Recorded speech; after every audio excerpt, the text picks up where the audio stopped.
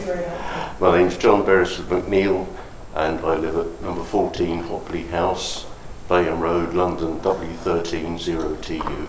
And can you please turn in bundle 4, which should be in front of you, to page 1223.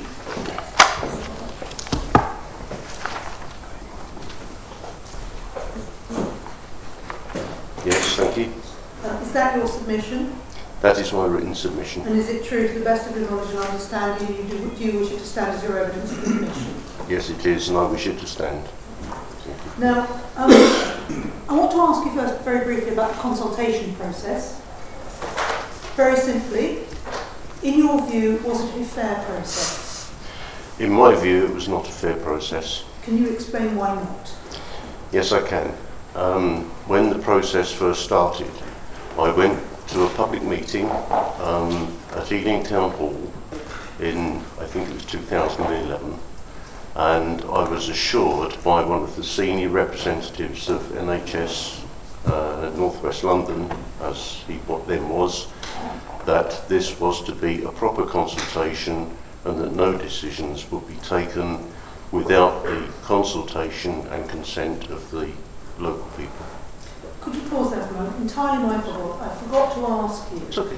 You are, I believe, a member of a board member of Health Watch Ealing, is that correct? I am board member and trustee, yes. So please do go on. You were telling us about why you felt the consultation was unfair. Basically because the reassurances I was given at that stage did not come to fruition. I saw very little difference, if any difference, between what was initially proposed and what finally came from the result of the consultation. So I'm sorry, but I was not particularly happy with the result, and I do not believe it took into account a lot of the evidence that had been given. And in terms of the publicity given to the consultation process and its accessibility by members of the public, was that done correctly or not? I wouldn't say it was done incorrectly. I might say it might have been done better. There was the provision for written submissions to be made, and I presume in that case it probably was done reasonably correctly. Are you able to help with whether or not it reached all sectors of the population? I very much doubt it. And are you able to help, you may not be, I don't know, which sectors of the population it didn't reach? I don't think it would have reached people who live in places where I now have to live in sheltered accommodation, where very little information gets through to the elderly and disabled in the borough, unless they actually get the local paper or try and find out themselves. There's very little information that comes through. Now I want to ask you about the impact on the closures so far. Now we know, of course, that Central Middlesex and Hammersmith have had their A&E departments closed. Can you help us with your view of what impact that has had on you personally and on people in the locality that you know? Yes. The impact on me personally is that I have witnessed at Ealing Hospital A&E a large growth in attendance, lots more pressure on staff. I had to attend there, unfortunately, in October of last year, spent most of the night there, and I could see the pressure that everyone was under. And I can presume that a lot of that is down to the fact that people cannot go to the places that have been closed. And had you used that facility previously? Yes, I had. Before the closures? Yes, I had. And was it the same or different? It was more busy this time. So what do you say the likely impact, or in fact the impact thus far, of the closures of the other A&Es has had on Ealing? I think it's had a very detrimental effect. I've been advised by staff at Ealing Hospital now that if I was to be taken ill at my home in Ealing, or if I was to be involved in a serious road traffic accident in Ealing, my chances of getting treatment quickly and locally are much reduced. And is that predicated on the basis that Ealing's A&E department is to be closed or changed in structure? I'm very wary of that happening. Tell us what you think the impact will be if that department closes or is downgraded. To me, it will be a nightmare, because we also have the news coming through that Ealing Hospital itself may well be down for closure, and that will mean there will be no inpatient beds left in the whole of the London Borough of Ealing, and patients will have to travel a long way and be taken a long way in order to get treatment. And on top of that, their friends and families will have to make some very difficult journeys in order to go and see their families. What's your understanding of where patients will go in those circumstances? My understanding is that Northwick Park either has been or is due to be expanded in some way. Northwick Park is a long way away.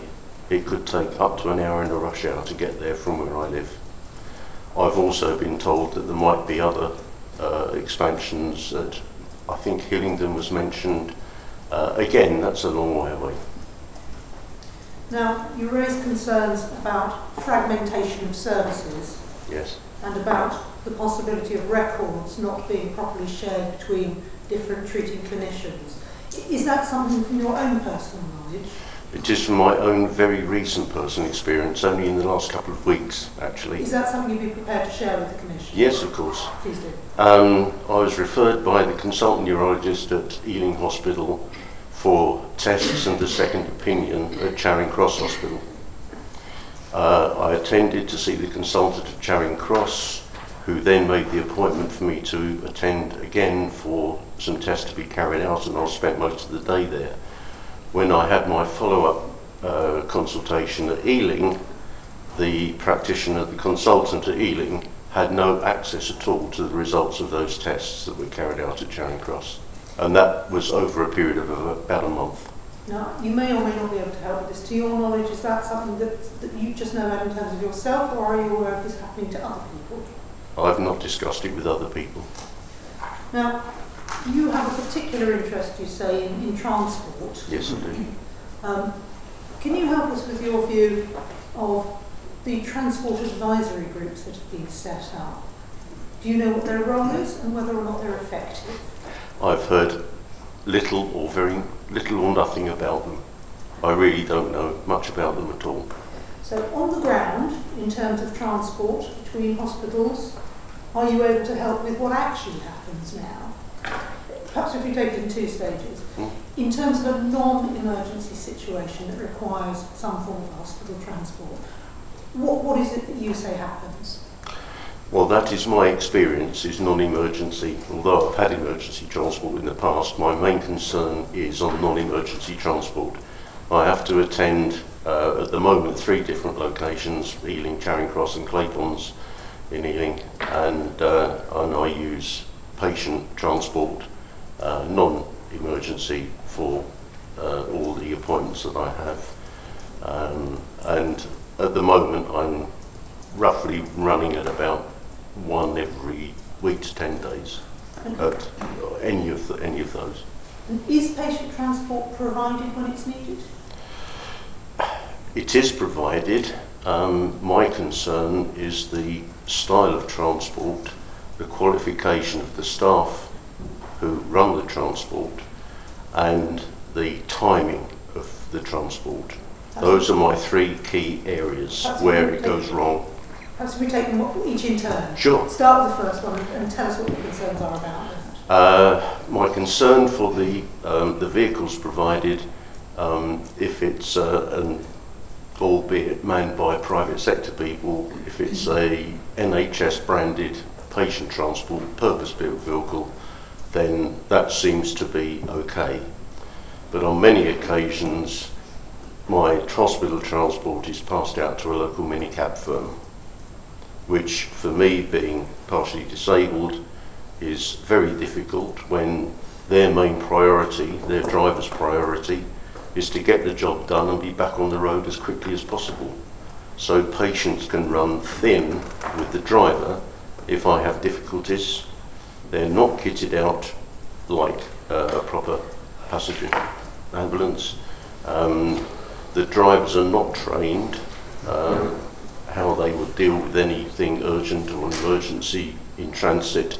I really don't know, and I'm sure they don't. And for timing, it's a matter of whether you get to your appointment on time or not. I've had several cases where I've been picked up late. I always have to be ready 2 hours prior to my appointment, which I always am.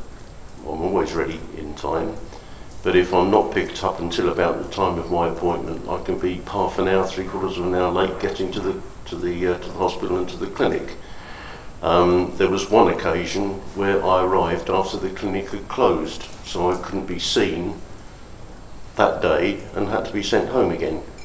Do you know who decides, who makes the decision about whether a particular patient is to be sent in hospital transport or contracted clinic? Hospital transport initially is arranged by my GP.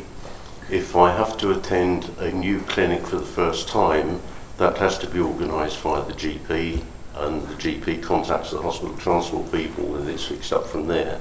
If it's for a repeat appointment with the same clinic, I can just book that, or it should be, with the hospital transport people automatically anyway. But in terms of whether what is sent to you is if you like, an in-house vehicle or a private vehicle? Oh, I really don't know. I have no control. I said in my submission that I find hospital transport a lottery, and I chose that word very carefully because in a lottery you can win, you can have a very good experience, but also you can have a very bad experience.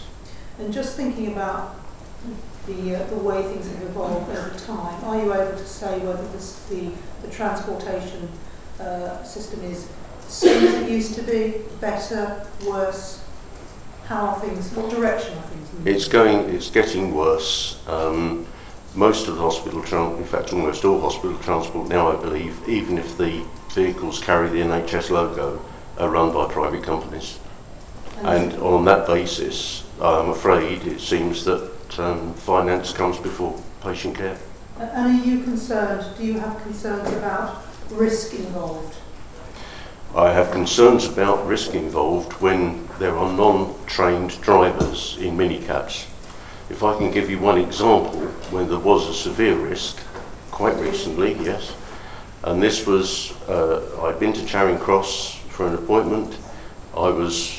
For transport home, I was put in a normal saloon car. It was from a cab company with my walking frame, which they had great difficulty finding room for in the vehicle. I was then joined by 2 other patients, both with large sets of crutches. One of the patients had just been discharged after a knee operation, and there was just no room in the vehicle for her to be comfortable stretching her leg. There was no room for the seat to be moved because the 3 of us were packed in the back of this vehicle. I'm sorry, that to me is a big risk. I wanted to ask you now a little bit about your role with Health Watch Ealing. Yes. Could you have a look, please? There's another bundle there, and it's headed Volume 2. I wonder if you could please turn to page 673.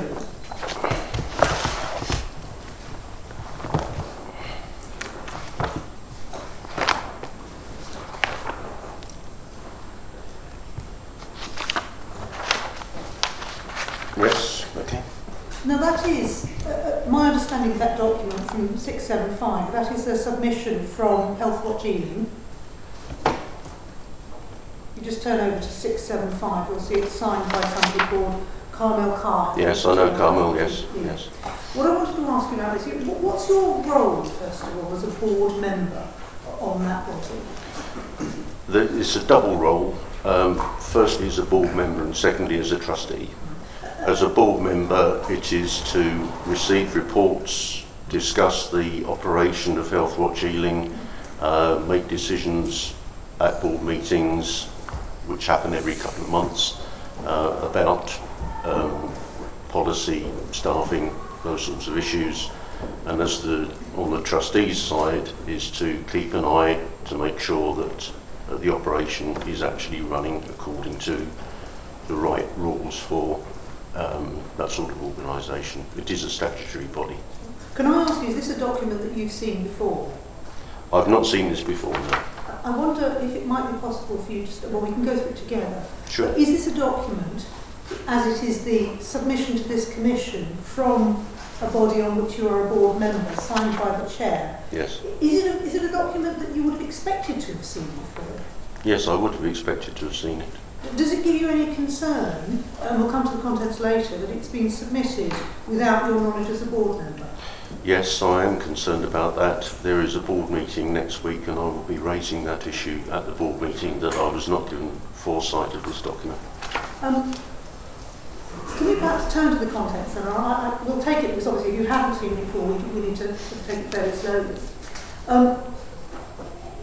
What this document suggests, and if this is at page 673, paragraph 1, it talks about Ealing, Health Watch Ealing having been involved in the facilitation of publication, publicity about the consultation, and it refers to it as having published and cascaded proposals, facilitated communications, promoted public attendance, held a number of discussions, hosted consultation events and hosted public meetings where various bodies were, including the CCG and the Hospital Trust present.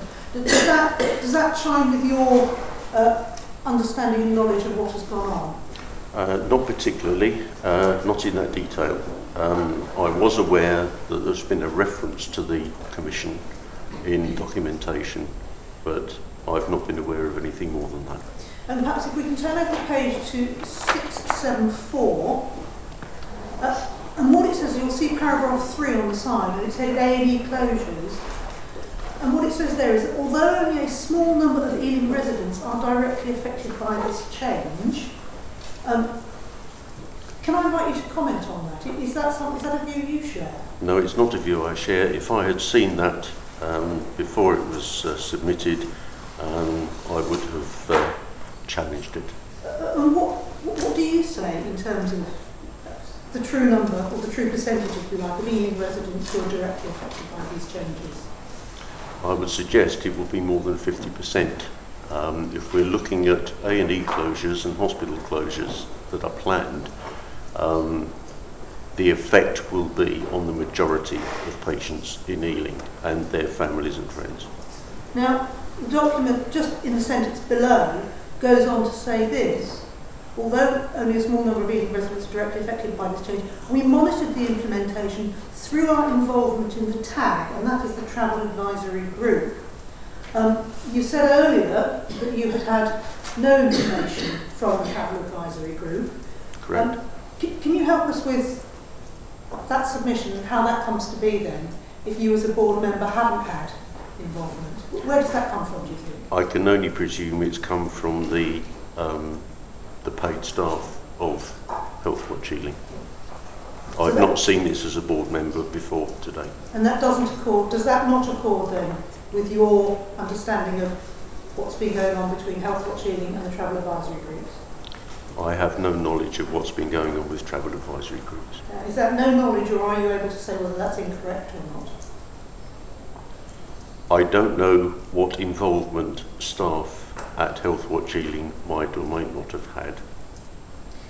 Now moving on, still on the same page, Ealing maternity. What it says is this.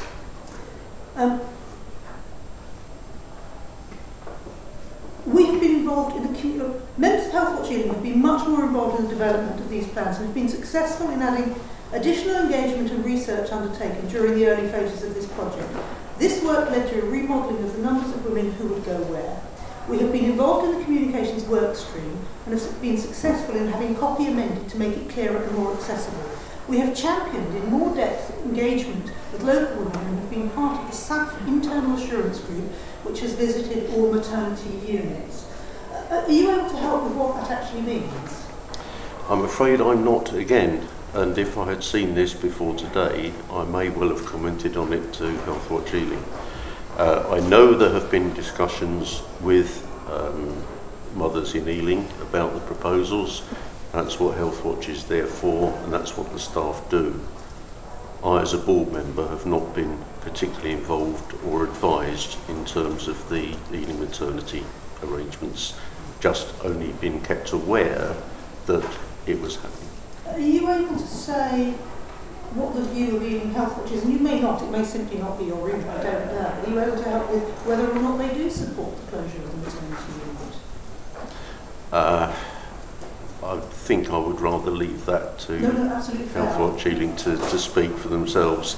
I've made my views clear to local groups, but no, I'm sorry, I wouldn't like to continue with that.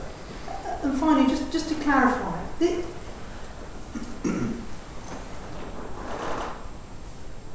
if this is a document that you haven't seen, and it doesn't accord with your views, and I think you've made that clear. Yes. And if I'm paraphrasing too far, do stop me. Yes. In parts. There are elements of this that you're yes. not in accordance with. Yes. Does that give you concern about whether this is or isn't an accurate reflection about what other members of Health Watch Ealing might actually think? It does give me concern, and as I've said, there's a board meeting next week and I shall be raising this exact issue at the board meeting. And I shall be able then to also ascertain the views of other board members. Are there any other issues in relation to either this or in relation to your personal experiences of healthcare that you feel would be of assistance to the Commission? My main reason, two reasons, for putting in my written submission. In the first place, it was for me to be able to comment on the actual plan for shaping a healthier future, which I found to be not at all a good path forward. I think it's been used to cover up cuts and closures. And secondly, I wanted to get my views across on the patient transport situation, because with hospitals closing, that's going to mean longer journeys for patients to get to and from appointments and admissions. It's going to mean a lot of inconvenience for friends and families. I cannot see the way patient transport is currently run in northwest London, and my experience of it, that the extra work that's going to be entailed for patient transport, taking people for longer journeys, can even start to work. Thank you. I have no more questions. If you'd like to open there may be some from the Commissioners. Yeah, I've got three questions. The first one relates to consultation, which you've described in a written document as a sham. What I really wanted to know was, you had a meeting, I think you said, and what I want to know is, what was your input, which you feel has really been sidelined because it's a fait accompli? I mean, what did you provide for them? I didn't actually provide anything. I attended a public meeting, yes. A public exhibition, right, which was held in Ealing in order to describe the services, and I was pointed to a particular person who was a lead in the Shaping a Healthier Future plan. I spoke to him personally, and he assured me that everything would be taken into account and nothing would happen without the agreement of local people, and that did not happen. Yes, sorry, I want to get to the point. I mean, were they provided with reasoned opposition to the plans, or which they overlooked? There were plenty of opposition from local groups, some of which I've attended meetings of, who put in quite severe criticism and questioning of shaping a healthier future. Second question, would it's related to urgent care centres, should they appear. As far as you are personally concerned, would they be a satisfactory alternative? I would say not, and working on the basis of my experience in A&E and talking to staff, the shortage there is undoubtedly going to be of inpatient beds is going to put absolute unnecessary stress on promoting A&E services. The question of bed blocking comes into this as well, that if we've got a much fewer number of beds available, then without the social care aspect, community care, and in response to the A&E closures, I can only foresee a very, very bad future for patients in Ealing. Third question relates to an organisation of which you're a member, the Council for Restorative Justice, which is dealing with young offenders, yes, and various mental problems and so on. How does this impact this whole programme of reconfiguration? How does it impact in that area, if you're able to help on that? My experience working with young offenders is that at the moment they get minimal help if they present with mental health problems or addiction problems. There are things that can happen, people for them to see, but then it's a matter of what happens after that for the backup availability of backup services for them then to be passed on to. And all I can see is if we're going to finish up with less facilities in North West London generally, which appears to be the case, then that will reduce the option for young offenders to get access to services. I wonder if I can take you back to the issue of Health Watch Ealing.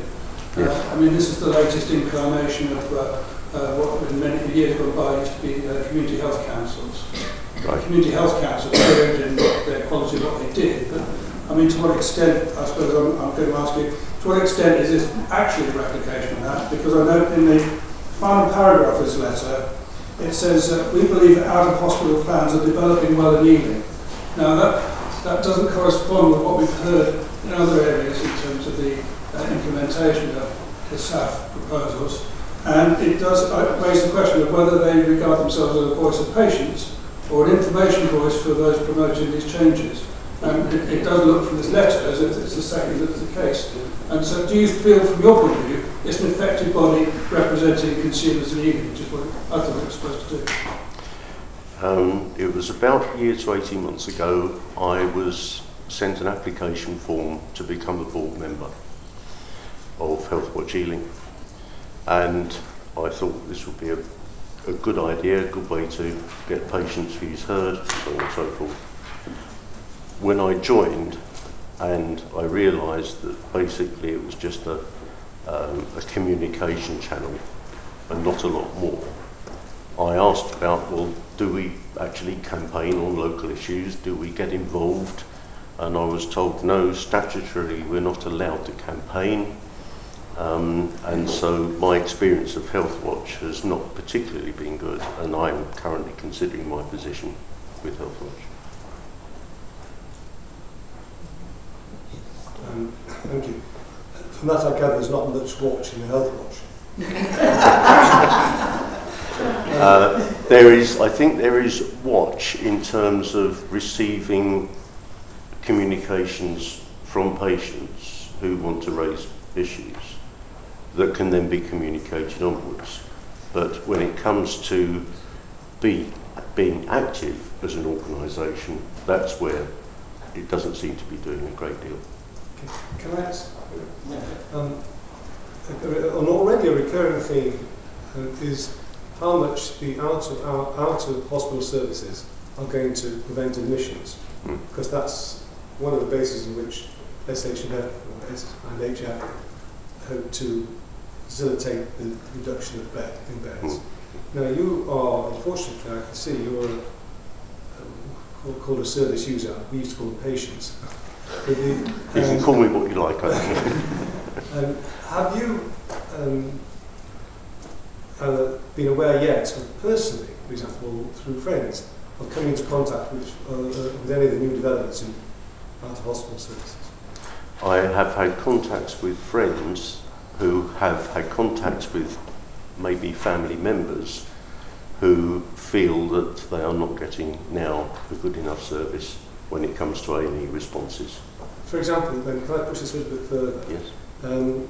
Have you met do you know anybody who's come in contact with a care planning coordinator? No. And have you had a contact in respect of your obviously chronic medical condition in respect of prevention? No. I have a good relationship with, well, I've had to change my GP because I've just had to move into sheltered housing, unfortunately, and I've had to change my GP as a result of that. But I've always found GPs that I've seen and been with before, and my new one, who I've met once now,